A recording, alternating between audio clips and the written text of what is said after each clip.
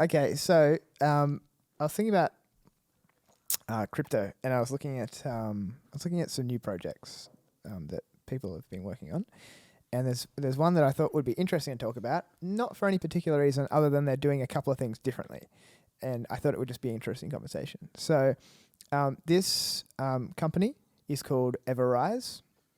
EverRise. Yep. So it's Ever. It's like the boxing gloves. That's Everlast, I think. Everlast. Yeah. Yeah, that's true. It's like that. It's EverRise. And so the mission for this company is to provide a platform with DApp tools and education. Isn't that what the kids are doing on TikTok these days? No, that's dabbing. Sorry. I don't think that's even what they're doing these days. I think that's what they did like 2 years ago. On the tick. On the tick. On the tok. So provide a platform with DApp tools and education to give investors control over their DeFi, and empowering visionaries and developers to earn their investors' trust. So let's break that down a bit. So and that's the system is called DApp? No. Let me explain what so a DApp is a decentralized application. So it's like a category of thing. Right. Okay. So to provide a platform with DApp tools would be like saying decentralized application tools. Yeah. And so I'll explain what some of those DApps are in a moment. So I'll tell you more about the team itself. All right. So there's 12 team members, and there's a term that I'd never heard before, which is called doxing or doxed. Okay. Have you ever heard of this? I haven't heard of it, no. Okay. It's so doxed means, or to dox or to be doxing means, and it's actually, I don't think it's a exclusively online thing. Right. It basically means to show your personality after hiding it for a while. That's not a very well worded definition, but the idea is there's all these developers who are making content and stuff like that, making applications and making crypto and blah, blah, blah. Yeah. And a lot of them don't show their identity. They make up a fake name and stuff. Yeah. And so they dox when they come out on YouTube, stream or something, and show their identity, show their face and their actual name. So there's a few of their team who haven't doxed yet. It's such a nerdy term, but it's funny. It's very geeky to be like, oh yeah, I'm super private because I don't want the government to know where I live. Yeah, it's like I'm watching interviews with some of this team members, and they're all just like, it's just the logo of the company, and it's just like moving when they're talking. But all the other interviewers have got their cameras on, but they won't show their faces. Yeah, and you don't even know the names of some of them. So the CEO and the head developer, his name's Titan. Oh my gosh! And he hasn't doxed, but how are you supposed to trust a company that isn't? So I know it's decentralized. And no, so it's a good question. No, it is a good question, and this particular structure does lead to a few of those questions, which we'll get into. Yeah, but I suppose one thing that I learned in this research is that there are companies that certify and do external certification for these projects. So there's a company called Certic, and one of their main things, they have a side of their business called Certic Shield, where you can insure your crypto assets for if they come under attack and someone steals them or whatever. You can take out insurance with this company. But the other side of the company is they actually go in and do a company has EY come in and they look at all their documents and say, the actual revenue figures are correct. Otherwise you could say, well, Netflix said that they made this much revenue this year, but who knows if they actually did. Yeah. The only way you know that is because, they've been approved and certified by this company. Well, apparently these crypto projects have the same thing. So they've got their own kind of auditor. Yeah, so it's an auditing company called Certic, and a second one, which I've got written down here in a minute, who have audited the plan, and they give a scales for all of these factors. They're all really technical terms, but all of the factors that make up a well written, safe crypto project, and they'll just give you scores on all of those things, and so you can go on and read them online for this particular project and others. So I guess that's how you can have some level of trust, I guess. Yeah, right. Yeah. But I agree. It is strange. But anyway, so he's going to come out at the end of the month anyway on a live YouTube stream and undox. Come out as himself. Or dox. So it's not like being gay, is it? No. I'm a real person. A few other notable staff members is the community marketing leader. His name's Justin Tyler, and they call him Lord TJ.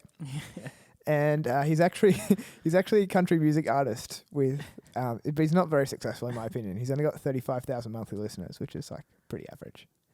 But it's very random. He's like they described him as like a crypto enthusiast, and he's obviously just the face of it. It's more listeners than HQLA. It's true, but we're very exclusive. We are very exclusive. Join the club today. Subscribe. They have a crypto consultant. His name's Marco, and he was previously the business director at Certic Shield, which is the insurance arm of that company that I was mentioning before.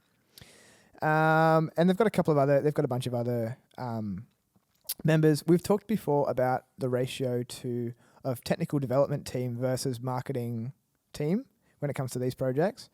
And I'd say it's not a favorable mix from our perspective. There's probably 2 or 3 technical team members in the 12 member team. Oh, really? The rest of them are all like, I'll read out some names, like branding consultant, marketing operations, project manager, creative content lead, visual media and content producer, staff manager, community marketing manager. So like there's a lot of content creation, marketing, media, community people, which is obviously you do need. But I think from the community that what I could tell from trying to jump into the community for a bit, the CEO Titan is really he's almost like this god figure in that community. Yeah. And so it's like kind of like he's had this like crazy idea and has his crazy development skills, and all he needs is a marketing team to market his product. Right. Yeah. That's kind of the vibe that I was getting. Yeah. It's not like a ground up form team. It's like he had this idea, and then I don't know how it originated, but that's my take. So I'll talk a bit more about the coin. So the coin is called Rise, RISE, and you cannot buy this on a centralized exchange. So you can't buy this on Coinbase or Binance or anything like that. You have to buy it on these random decentralized exchanges, also known as DEX. And so that would be like, there's one called Pancake Swap, for example. Yeah. So you can buy it on there. Yeah. Or trade it on there. Yeah, I wanted to talk about Pancake Swap. Well, that could lead into a good segment in later days. Yeah, up 0.33. There you go. Yeah. That's correct. Now, can you read out that price there? Yeah, I'll get to it in a sec. All right, sorry, yeah. There's not one ticker. No, obviously there's a few projects with the same ticker. Yeah. Which is pretty stupid, but anyway. Well, Rise is obviously a popular name. See next to the market cap, it's got the little exclamation mark. Next to, yes. That's an interesting thing. It shows you how I don't know, small this project is. Yeah. That's not even a verified figure, and it's actually not correct. I looked at a live interview yesterday, and I'll give you the actual market cap, and that's not correct. Right. Because it says here the CMC team, which is Coin Market Cap, have not verified the project's market cap. Yeah. However, according to the project, its self-reported CS is, I don't know, I can't read that number, with a self-reported market cap of 37. Yeah. Yeah, there you go. Yeah, it's interesting, hey? I'll give you some figures that are actually correct from the company as of yesterday afternoon, as opposed to third hand, not second hand. Yep. So Rise, the currency, it provides a currency for the ecosystem. I'll get a bit more into this as we go along, so just bear with me.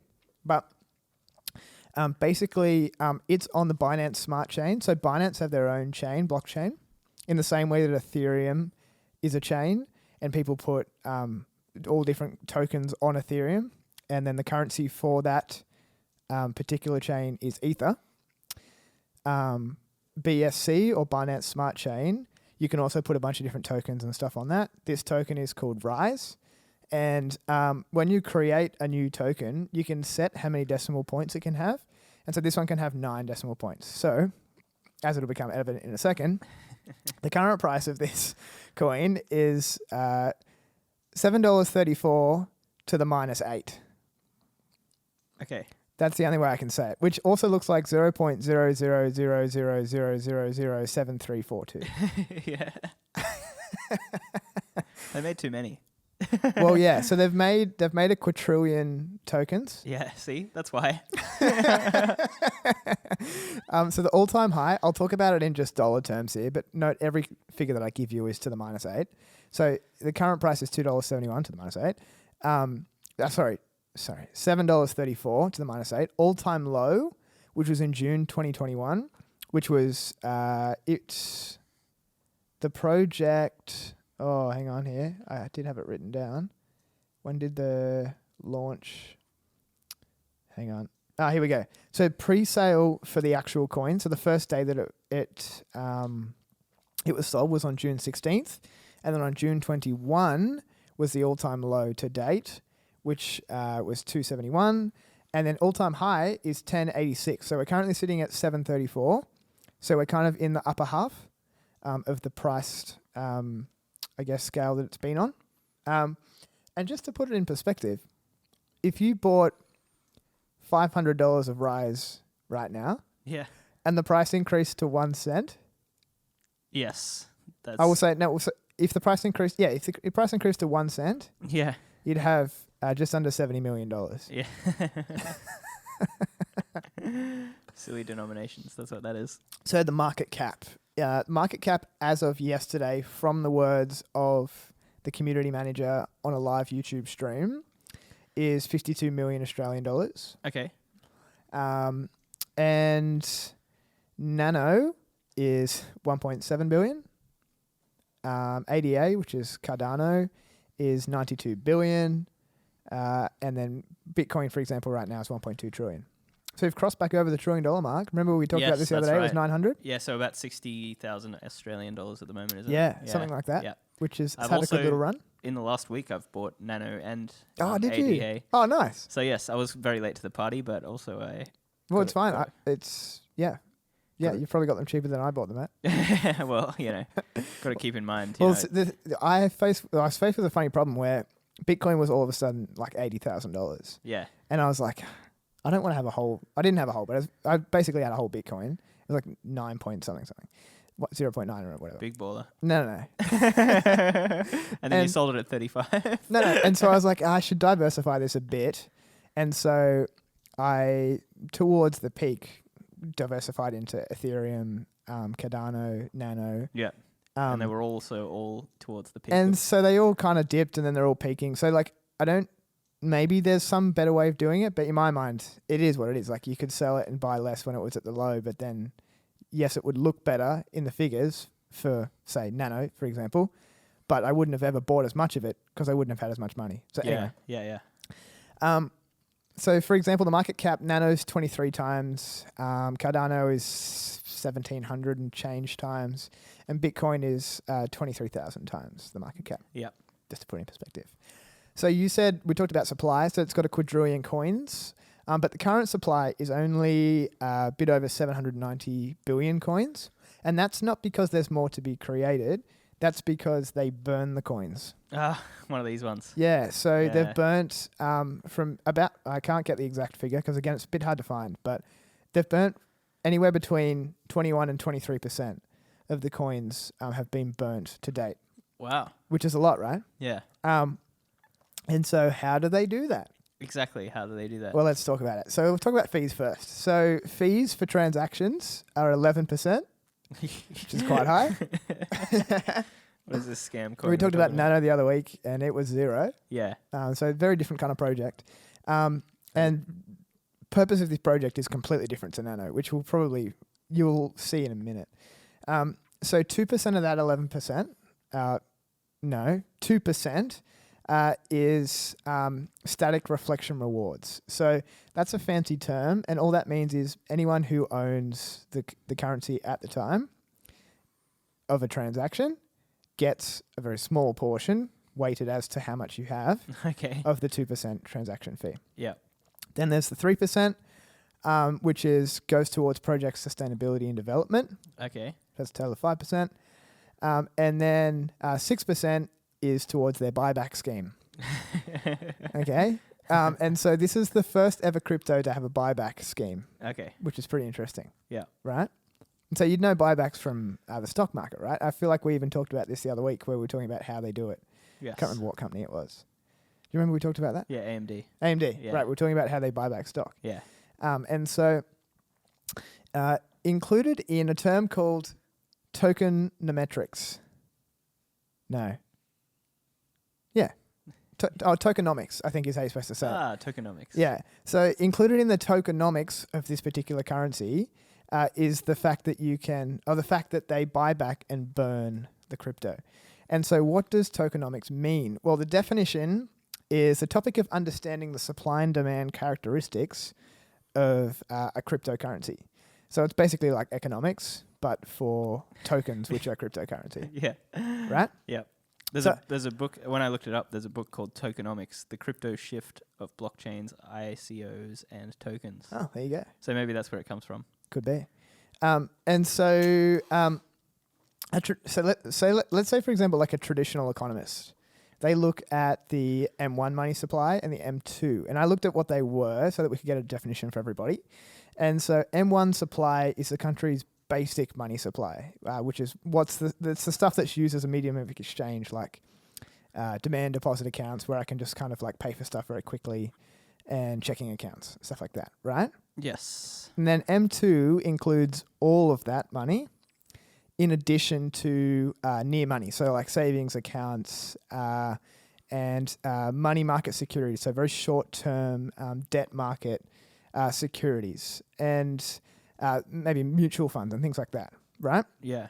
And so then economists use the M2 supply, which just includes M1, and they basically try to judge whether or not they can see elements of inflation within the system. So whatever that figure is, if that M2 money supply is increasing and increasing and increasing, that basically means what you've own is becoming less scarce. And so that's where we see inflation, and we see the price of goods and services increasing in respect to the value of or our buying power with the money that we have, because we're getting like the price is becoming inflated. Yeah. Is that about right? Yeah, an M3 supply. Oh yeah, I didn't look at M3. Is M3 supply is the balance sheet of every bank. Oh, okay. And basically M3 tells you every piece of money. Yeah. Because it includes in M2 the country. and M1, right? Well, no, because no. the balance sheet of a bank It will already tell does. you every piece of money in the country. Yeah, so right. yeah, that's basically. So if you take all the balance sheets of all the banks and add them all up, then that's all of the money in the country. Oh, and that's M3. So yeah, because the balance sheets of the banks have all those deposits. They've got all of the loans that people have done, and they've also got the so that tells you how much money is out there. Given to people, but it also tells you how much money people have to spend, you know, in their deposit accounts. Yeah. But it also tells you money market stuff. It tells you which bonds are, you know, it basically tells you how much value is in bonds, how much value is in stock. Yeah. Because every stock, every bond, every short-term security and everything like that have to have been purchased by someone at some point, and some cash has changed hands. So yeah, basically it tells you the whole value of all of the money in the country. Interesting. So yeah, there you go. That's good. And so, as I said, economists are looking for like elements of inflation, and they'll adjust their monetary policy accordingly. And so, moving on from that, in crypto, in a lot of these crypto tokens, they've got preset like algorithmic issuance schedules. And so you've seen like Bitcoin, for example, they have a max supply of like 21 million Bitcoin or something like that. 20 million. I think it's 21 million. And that process of mining those Bitcoins is supposed to finish in like 2140 or whatever you call it. 2140. Yeah. Is that what you call it? Yeah. We've never been that high yet. Yeah. That'll do. And then every 4 years. What? So like another 120 years? Yeah, something like that. Yeah. Wow. Yeah. So it's just going to get that hard that it'll. Yes. Right. Okay. So every 4 years, as I was saying, every 4 years. I just assumed it'd be like in 10 years because of how good computers and stuff will get. Well, yeah, I don't know. Like right now, the rewards are 6.25 Bitcoin per block. Yeah. That's mined, and then every 4 years, which is in 2024. That's halved, so it becomes 3 and 1.25. Yeah. Bitcoins for every block that's mined. Yeah. And so computers will become more complicated and more complex and able to solve things quicker. But that just means they get large amounts. Like they can get a higher hash rate, which gets them larger amounts of whatever that pool is. But if the pool's only 3 point something Bitcoins, that's the max they can get. Yeah.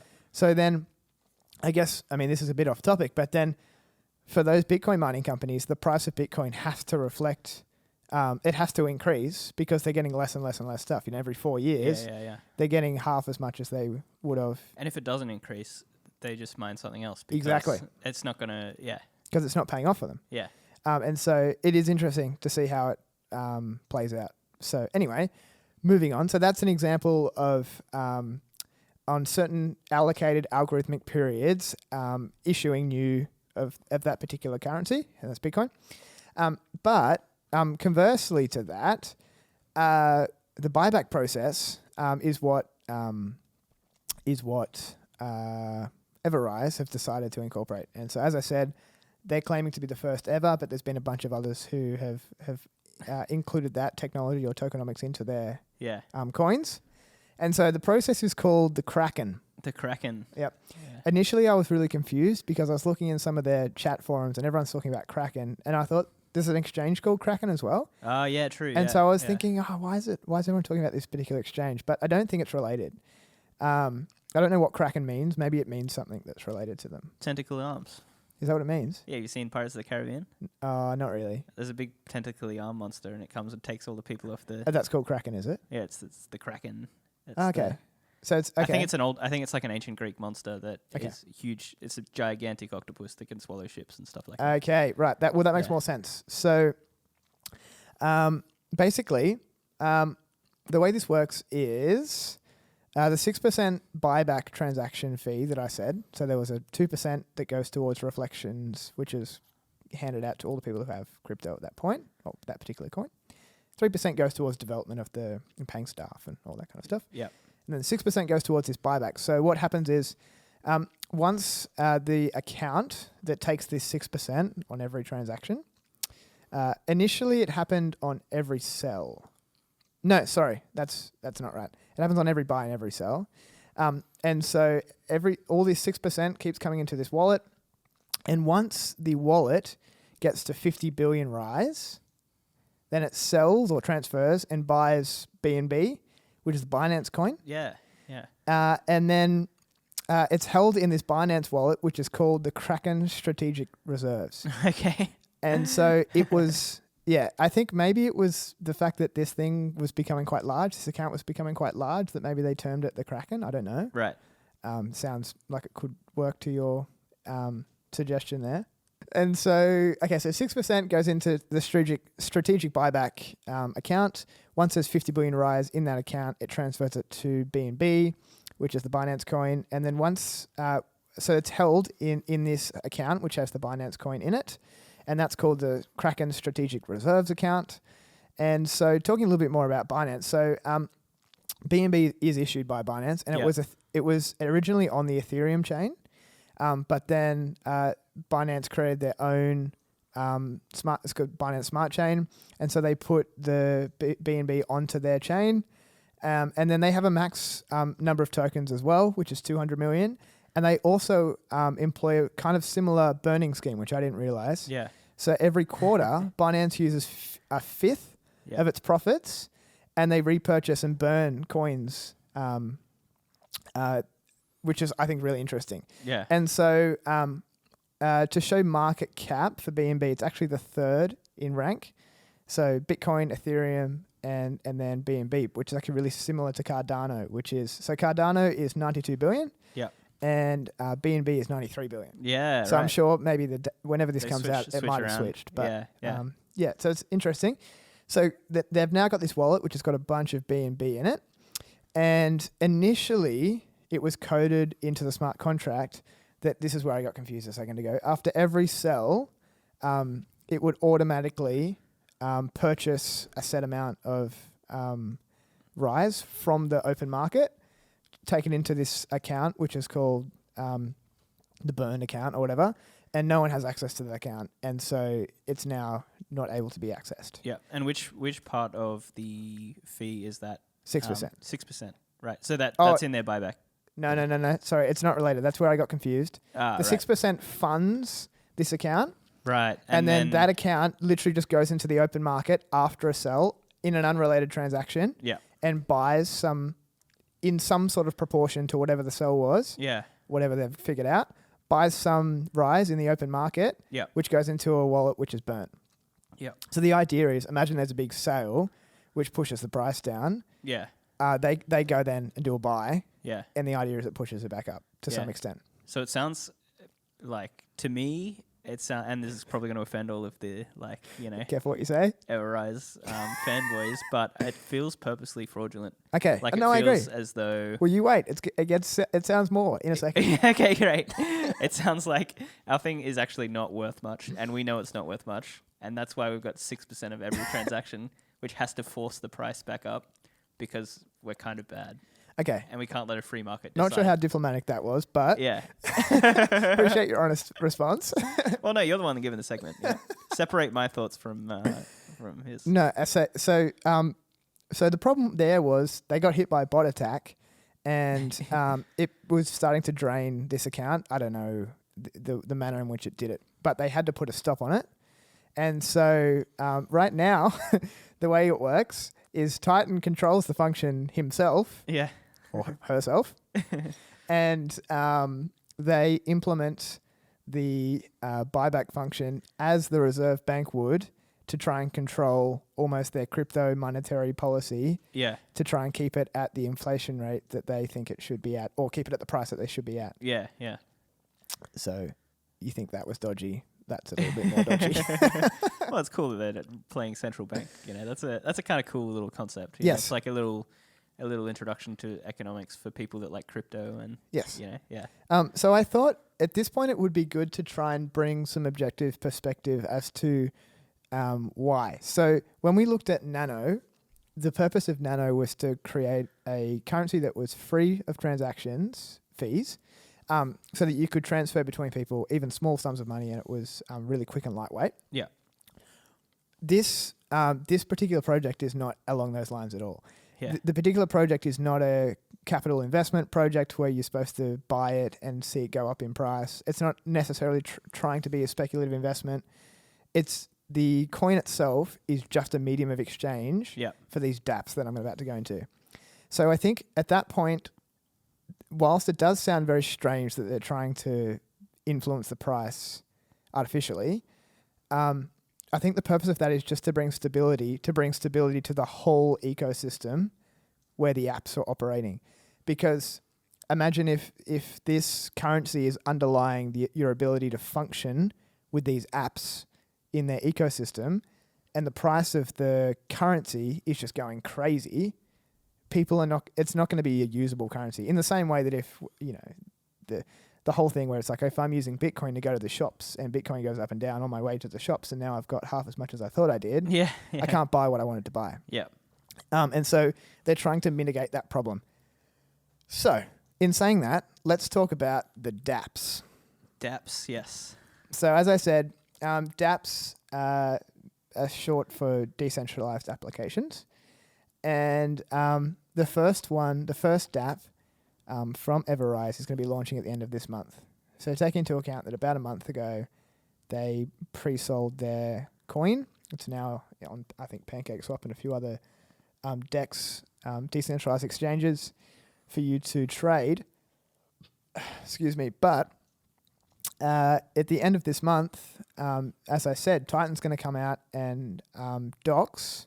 Yeah. And when he does that, he's going to launch the first DApp.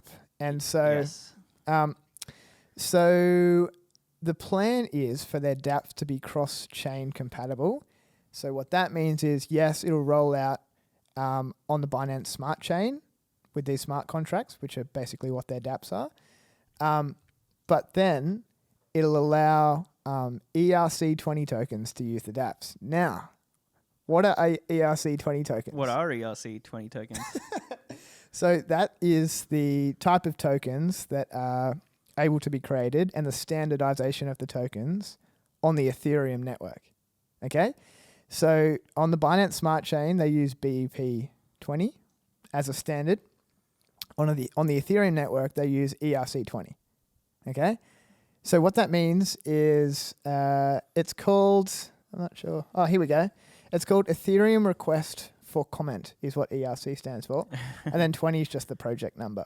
It feels like a patent pending, like, you know when you get a product and it's got patent pending written on the side. True. It feels like Ethereum Request for Comment. It just feels like they haven't named it yet. It's true.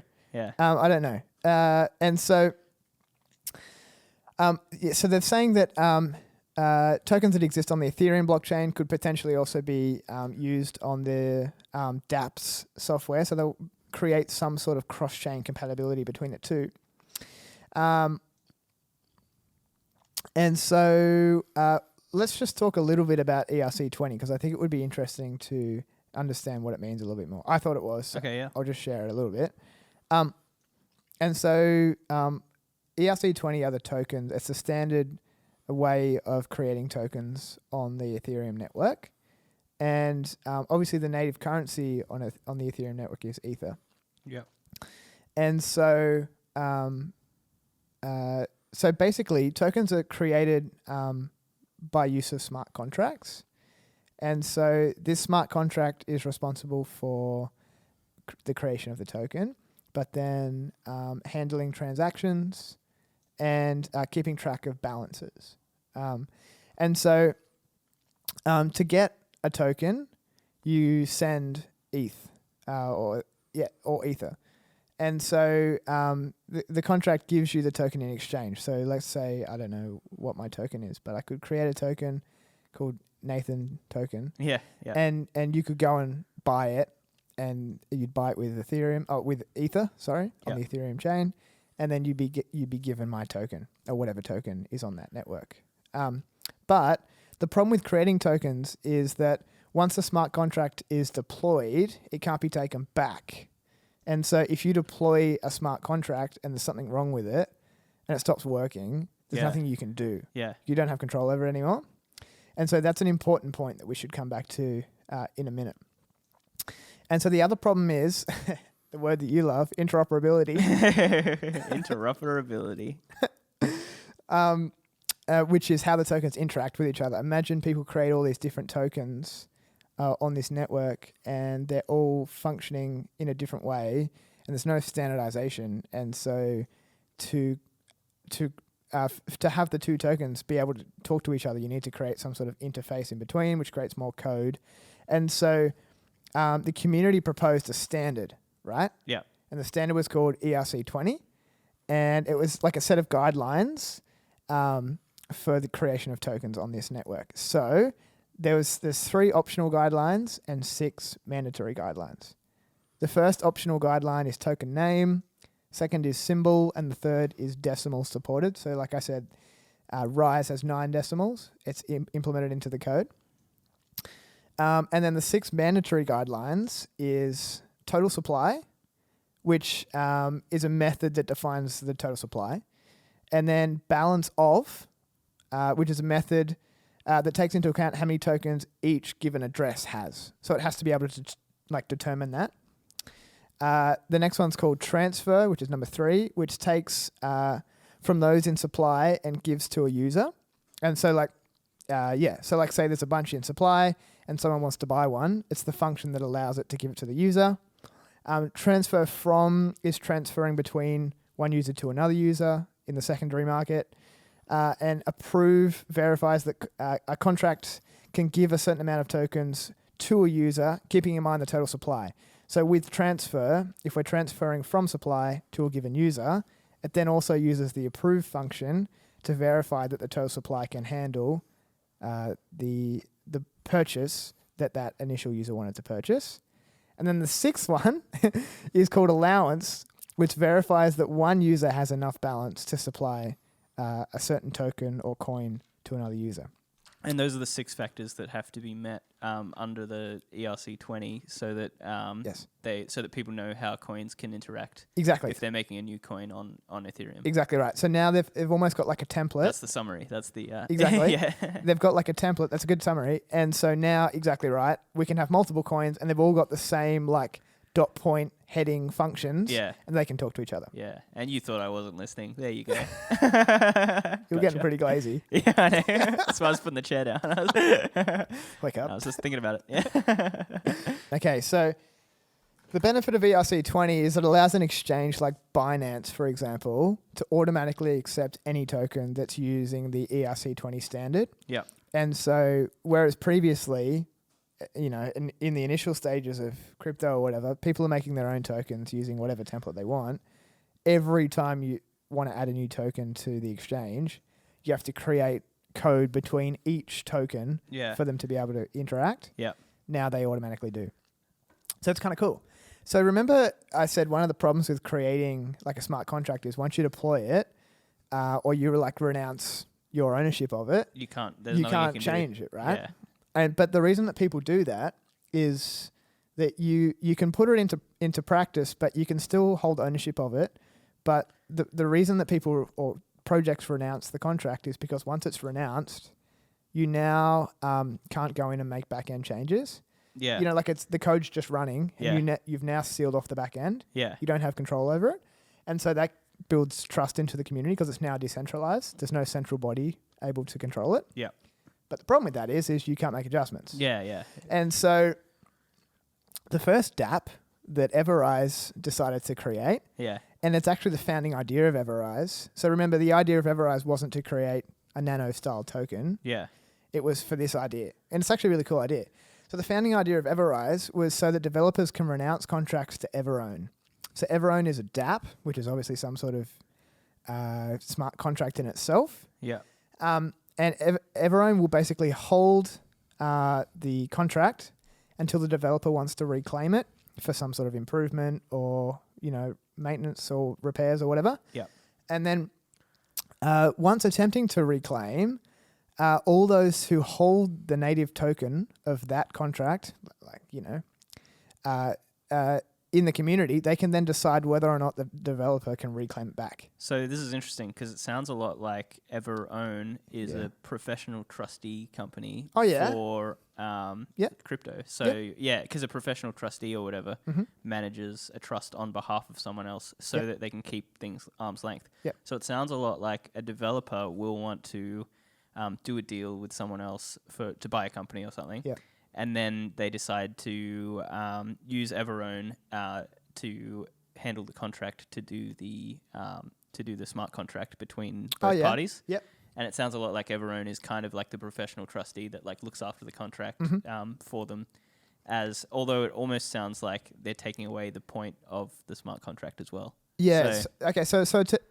So it holds onto it. It doesn't manage it. It holds onto it. Correct. It just holds onto it, and I think maybe that example isn't quite right. So when I was watching this live stream, and one of the interviewers asked if it was like a governance token. Yeah. And I don't know whether a governance token might be similar to what you're talking about, because they said it's kind of not the same. I guess in this situation, it's more like, imagine I create Nano Coin, and then I want everyone to trust it and use it as a decentralized token. And so I think it's pretty good. And so I put it out into the world and I essentially renounce it, but ownership of the contract and like the key to the back end of the smart contract or the code is sitting with EverOwn, which is a trusted body or whatever. I guess that it needs to be trusted is the key. Yeah. If they can't build that trust, there's no point. And then, as you're saying, then anyone who owns Nano has to vote me yes or no as to whether or not I can get the key back. Yeah. If I want to do, so then I'd have to tell them what I want to do to make the changes and stuff like that. So I think it's cool. I think that's the problem that they're trying to solve. Yeah. And so everything around the EverOwn product is just auxiliary to creating this particular DApp called EverOwn. And so the other cool thing about it is if someone dies, they can also they can stipulate a second owner. And so it doesn't have to be just one particular person. They can also select a second person who can then try to reclaim, go through the same process. And so I think it's pretty cool. They've said that there's already a market there. So there's already projects who've approached them saying, we want to use this service for our upcoming tokens or smart contracts or whatever they're doing. Yeah. And the way they would make money from it is they charge a fee of. They were saying on the call that I was watching yesterday that it would be somewhere between 5 and 15 BNB to the project for them to use that service, and they would also require the developers of that project to hold Rise throughout the process. They don't know how much. That might be probably negotiated contract to contract. But that's basically how they would make revenue from that. Yeah, cool. So I think it's kind of cool. And then I'll just touch on a couple of other projects, a couple of the DApps. One of them is called EverWallet, which is like an additional password. So you can get decentralized wallets. So one's called MetaMask, another one's called Trust Wallet. And basically, they're the ones where, you know how with,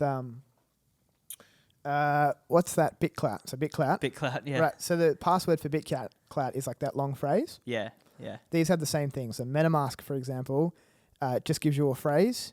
But if someone hacks in and gets that phrase, then they've got access to all of your crypto. It's normally called like the seed phrase. Seed right? phrase, Yeah. that's right. That's what it's called. And so EverWallet are just able to slap a secondary password on top of that. So basically, before you can access or interact with any of the crypto in that wallet, if they steal the seed phrase, for example, there's still a secondary password that you have to find. And does it work like two-factor authentication? Yeah, I think it's quite similar changes, to that. It changes as you. I don't know if it dynamically changes. Right. Okay. Yeah, that's a good question. I don't know if they even know that yet. These DApps that are going to come out in the future. Who knows what they're doing? EverSwap. No, I'm sure it's very good. Yes. So EverSwap is this function that I, again, don't quite understand, but the idea is you've got these decentralized wallets that are external to an exchange. And with EverSwap, they want you to be able to buy and sell just using the wallet instead of having to transfer the currency or the crypto into an exchange and then do your transaction and, transfer back out.